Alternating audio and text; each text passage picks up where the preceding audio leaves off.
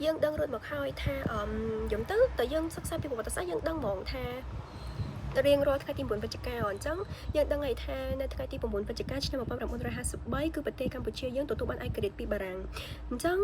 bà sinh chỉ cái số tha cho riêng rồi bị ắt này chiaประวัติศาสตร์จมพูไอกระเดียดในថ្ងៃទី9វិច្ឆិកាឆ្នាំ1953របស់កម្ពុជា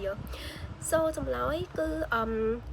អត្តន័យជាប្រវត្តិសាស្ត្រចំពោះឯករាជ្យនៅថ្ងៃទី9វិច្ឆិកាឆ្នាំ1953របស់ប្រទេសកម្ពុជាគឺមានដូចជាទី1នោះគឺវាគឺជាថ្ងៃដែល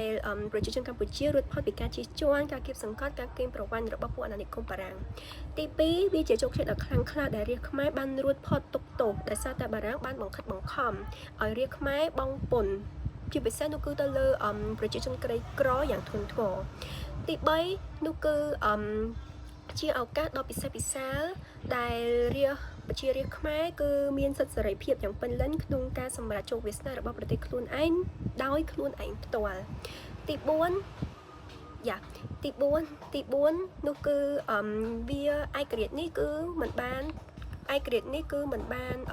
ទៅលើកដៃសំពះសុំពួកប្រាំងទេគឺវាកើតចេញពីកម្លាំងសាមគ្គីតស៊ូរបស់ប្រជារាស្ត្រខ្មែររួមសហការជាមួយនឹងថ្នាក់ដឹកនាំជាតិនិងអន្តរជាតិទង្វើនេះគឺធ្វើឲ្យយើងរក្សាបាននៅ